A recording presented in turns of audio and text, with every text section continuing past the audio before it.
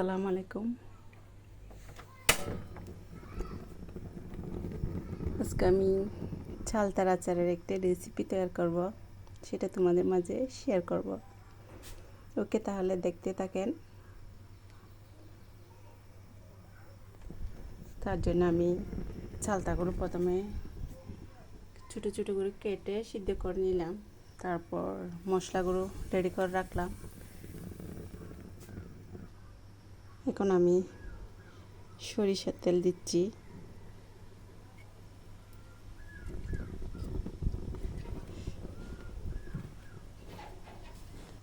তেল গরম হয়ে আসতেছে, হয়েছে কি না। প্রথমে একটা রসুন দিয়ে দেখতেছি, হয় না, আরও গরম হতে হবে। তেল গরম হয়ে আসছে, আমি রসুনগুলো দিয়ে দিলাম। রসুনগুলো লাল লাল হয়ে যেতে হবে, কারণ যখন একটু লালচে ভাব চলে আসবে তখন একটা সুঘ্রাণ চলে আসে।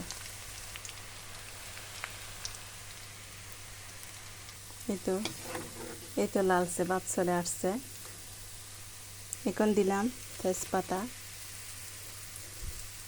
তারপর দিয়ে দিলাম গোলমরিচ, এলাচ, ফুলকা। এবার দিয়ে দেব সরিষা বাটা। তখন নাড়তে পারছি।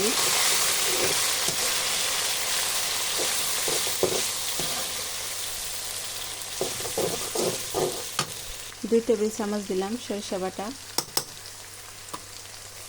এবার নাড়তে থাকবো। এবার দিয়ে দিলাম পরিমাণ মতো মরিচের গুঁড়া। এটা একটু নাড়াচাড়া করলাম। একটু সুন্দর কালার চলে আসছে, দেখেন। চিকন জিরা মশলা 2 টেবিল চামচ, তাও আপনারা চাইলে আপনাদের ইচ্ছে মতো দিতে পারেন, যতটুকু আচার নেবেন তার পরিমাণ অনুযায়ী আর কি। এবার আর কিছু মশলা অ্যাড করে দিলাম। এবার দিয়ে দিলাম পরিমাণ মতন লবণ। দেখেন ভালো করে সিদ্ধ হয়ে আসতেছে, খুব সুন্দর, তাই না কালারটা। একটু নাড়াচাড়া করে ভালো করে কষিয়ে নিলাম। এবার দিয়ে দিলাম চিনি।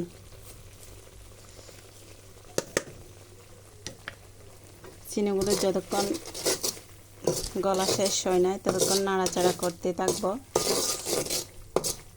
কারণ এগুলো গলে একটু একটু পানি বের হবে। দেখেন চিনিগুলো গলা শেষ হয়ে এই দেখেন একটু একটু পানি বের হয়েছে। দেখেন খুব সুন্দর একটা গ্রান আসতেছে, ইচ্ছে করতেছে এখানে একটু খেয়ে দেখি।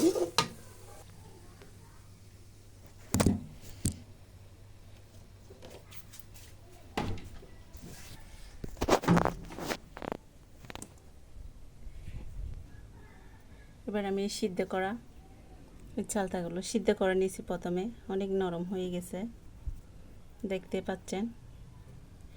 এগুলো আমি এখন ওখানে ঢেলে দেব। এবার আমি আস্তে আস্তে এগুলো এখানে দিয়ে নাড়তে থাকবো।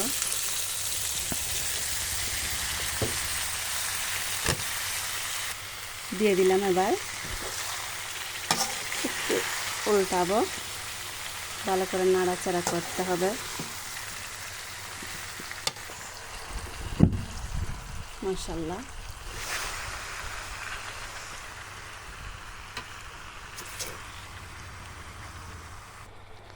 অলরেডি আচারের রেসিপি শেষ পর্যায়ে চলে আসলাম, দেখেন। এবার আমি পাঁচফোড়নগুলো উপরে আস্তে আস্তে দিয়ে দিলাম। তারপর দিয়ে দিচ্ছি কি মিষ্টি জিরা। এখন আরেকটু নাড়াচাড়া করব ভালো করে।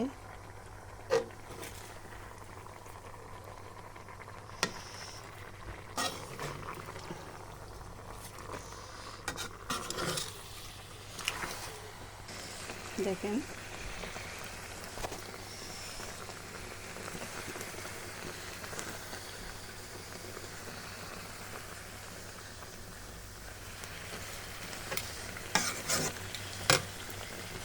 খুব সুস্বাদু।